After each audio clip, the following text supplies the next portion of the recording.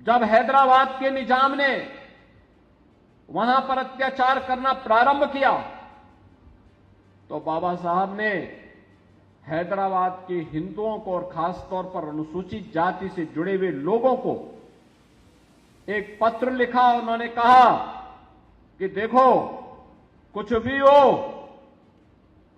मैं सभी हैदराबाद रियासत के निवासियों से कहूंगा और खासतौर पर हिंदुओं से कहूंगा और खासतौर पर अनुसूचित जाति के लोगों से कहूंगा कि वह किसी भी स्थिति में इस्लाम स्वीकार न करें,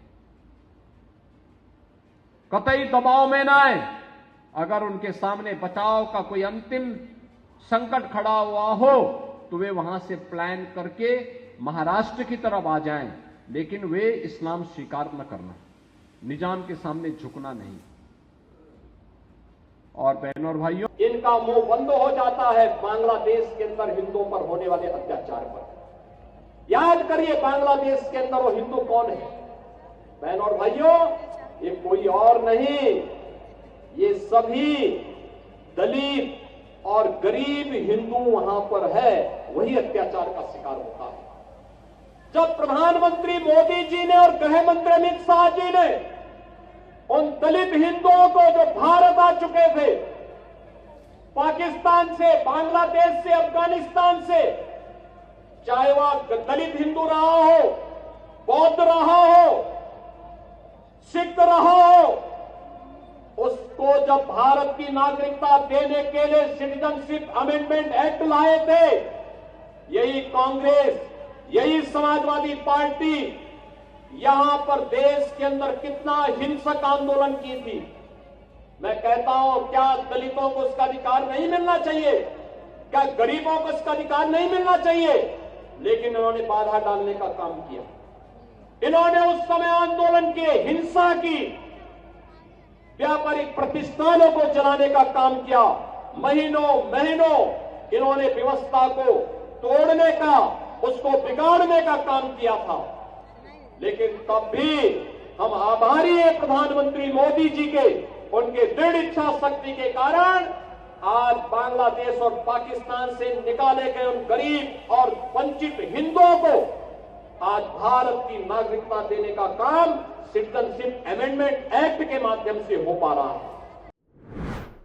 जम्मू कश्मीर के पहलगाम में जो आतंकी हमला हुआ है, उसमें दिल दहला देने वाला खुलासा ये हुआ है कि आतंकवादी जो सीमा पार से आए थे, और रिपोर्ट्स में कुछ ऐसे यहाँ पर इनपुट्स मिले हैं जिसके आधार पर यह भी कहा जा रहा है कि कुछ स्थानीय लोगों ने भी उनकी मदद की, जिसको लेकर पहलगाम का वो टूरिस्ट डेस्टिनेशन पैलेस, जहाँ पर आतंकवादियों ने उसे निशाना बनाया, और निशाना कुछ अलग तरीके से बनाया। निशाना इस कदर बनाया कि उन्होंने धर्म मजहब को देखकर निशाना बनाया। और ये पहली बार हुआ है जब आतंकियों ने सेना की टुकड़ियों पर हमला न करके टूरिस्ट को निशाना बनाया। यानी कि जो पर्यटक वहां जाते हैं उनकी तरफ से सीधे तौर पर यही एक संदेश दिया जा रहा है कि अब जम्मू कश्मीर की इकोनॉमी जो है उसको यहाँ पर जब तक नुकसान नहीं होगा तब तक उनके मंसूबे यहाँ पर साफ नहीं होते नजर आएंगे। तो क्या मोदी शाह के राज में हिंदू खतरे में है? आज ये बड़ा सवाल है। बड़ा सवाल आज इस देश का हर हिंदू पूछ रहा है।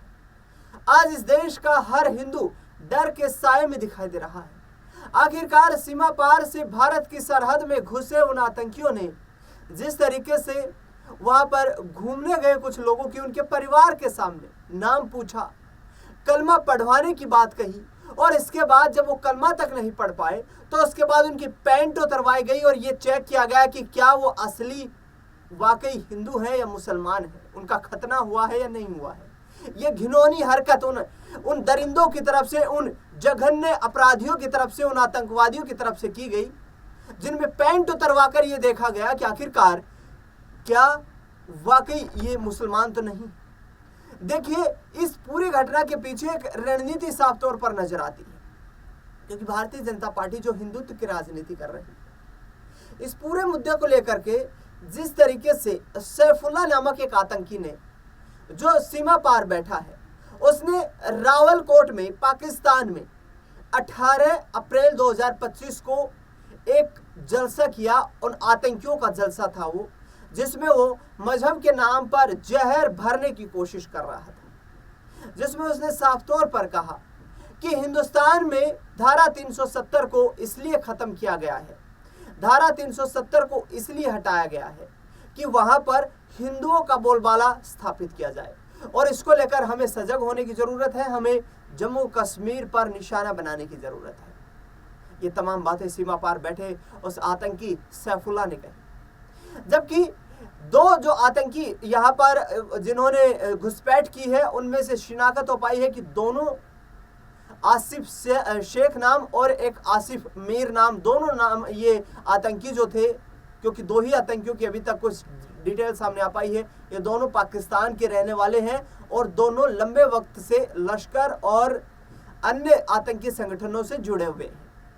दरअसल आपको बता दें कि योगी आदित्यनाथ बार बार जिन जनसभाओं में हिंदुत्व का जो है एक परचम लहराने की बात करते हैं, उनकी तरफ से साफ तौर पर कहा जाता है कि पाकिस्तान में देखिए हिंदुओं का क्या हश्र हो रहा है, बांग्लादेश में देखिए हिंदुओं का क्या हश्र हो रहा है, और आप जम्मू कश्मीर में जो हश्र हुआ है उसने वाकई इस बात के संकेत दे दिए हैं कि मुस्लिम डोमिनेंट पाकिस्तान और मुस्लिम डोमिनेंट बांग्लादेश में हिंदुओं के लिए रह पाना आसान तो नहीं दिखाई देता है, क्योंकि ये जो जिहादी जहर भरा जा रहा है, जो मजहबी जहर भरा जा रहा है, इसको लेकर के लगातार अब हिंदुओं को टारगेट अटैक किया जा रहा है।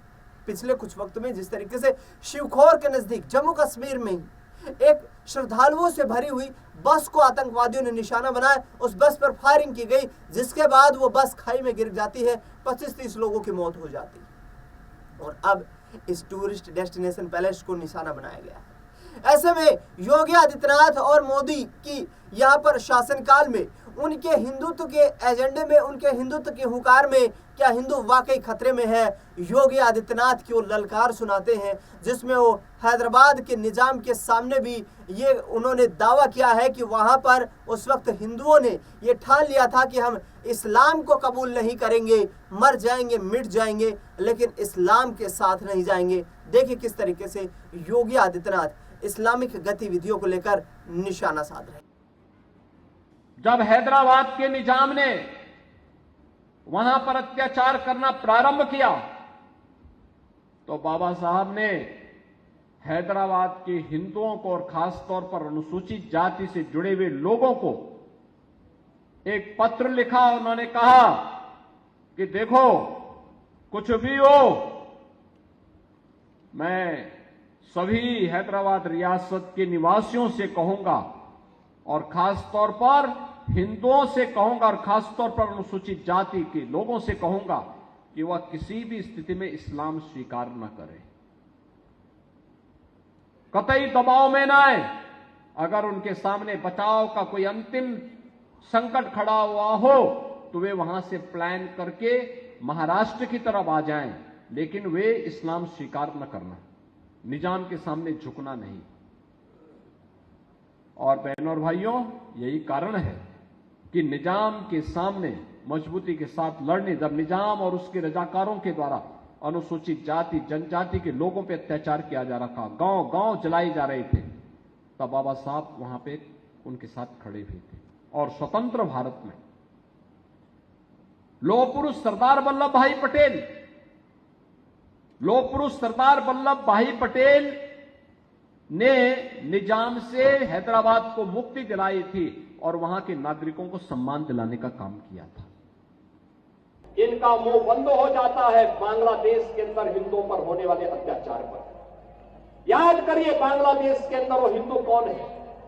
बहनों और भाइयों, ये कोई और नहीं, ये सभी दलित और गरीब हिंदू वहां पर है, वही अत्याचार का शिकार होता है। जब प्रधानमंत्री मोदी जी ने और गृह मंत्री अमित शाह जी ने उन दलित हिंदुओं को जो भारत आ चुके थे, पाकिस्तान से, बांग्लादेश से, अफगानिस्तान से, चाहे वह दलित हिंदू रहा हो, बौद्ध रहा हो, सिख रहा हो, उसको जब भारत की नागरिकता देने के लिए सिटीजनशिप अमेंडमेंट एक्ट लाए थे, यही कांग्रेस, यही समाजवादी पार्टी, यहां पर देश के अंदर कितना हिंसक आंदोलन की थी। मैं कहता हूं, क्या दलितों को उसका अधिकार नहीं मिलना चाहिए? क्या गरीबों को इसका अधिकार नहीं मिलना चाहिए?